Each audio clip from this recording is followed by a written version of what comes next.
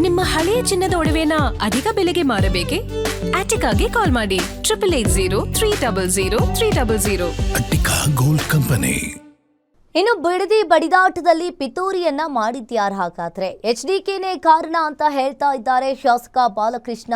ಇನ್ನು ಅಧಿಕಾರಿಗಳ ಮೇಲೆ ಹಲ್ಲೆ ಮಾಡಿದ್ದಕ್ಕೆ ಸರ್ವೆ ಸ್ಥಗಿತ.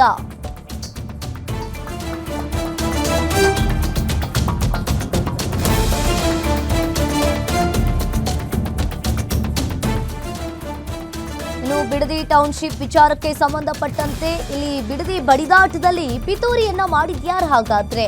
HDKನೇ ಇದಕ್ಕೆ ನೇರ ಕಾರಣ ಅಂತ ಶಾಸಕ ಬಾಲಕೃಷ್ಣ ಅವರು ಹೇಳ್ತಾ ಇದ್ದಾರೆ. ಅಧಿಕಾರಿಗಳ ಮೇಲೆ ಹಲ್ಲೆ ಮಾಡಿದ್ದಕ್ಕೆ ಸರ್ವೆ ಸ್ಥಗಿತವನ್ನ ಮಾಡಲಾಗಿದೆ. ಸಾಧಕ ಬಾಧಕವನ್ನ ನೋಡಿಕೊಂಡು JMCಯನ್ನ ಮಾಡ್ತೀವಿ, DK ಶಿವಕುಮಾರ್ ಹೆಸರಿಗೆ ಕಳಂಕವನ್ನ ತರಲು ಪಿತೂರಿಯನ್ನ ಮಾಡ್ತಾ ಇದ್ದಾರೆ. ಭೂಮಿ ಕೊಡಲ್ಲ ಎನ್ನುವ ರೈತರಿಗೆ ಸಿಎಂ ಭೇಟಿ ಮಾಡಿಸಲ್ಲ, ಸಿಎಂ ಬಳಿ ಕರೆದೊಯ್ದಾಗ ಮತ್ತೆ ಅಲ್ಲಿ ಗಲಾಟೆಯನ್ನ ಮಾಡಿದ್ರೆ ಹೊಣೆ ಯಾರು ಹಾಗಾದ್ರೆ?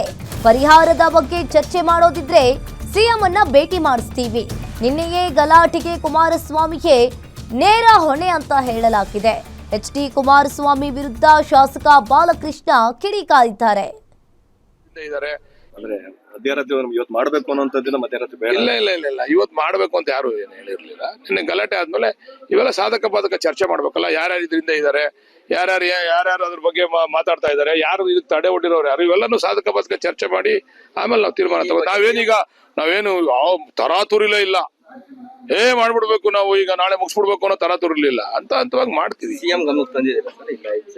ಇಂಥ ದೊಡ್ಡ ಇಶ್ಯೂ ಸಿಎಂ ಗಮನಕ್ಕೆ ನಾನ್ ತರೋದಲ್ಲ, ಅವ್ರ ಇಂಟೆಲಿಜೆನ್ಸ್ ರಿಪೋರ್ಟ್ ಅವ್ರಿಗೆ ತರ್ತಾರೆ. ಸರ್, ಈಗ ವಿರೋಧ ಇರ್ತಕ್ಕಂಥ ರೈತರುಗಳನ್ನ ಸಿಎಂ ನ ಭೇಟಿ ಮಾಡಿಸ್ತೀವಿ ಅಂತ ಹೇಳಿದ್ರು.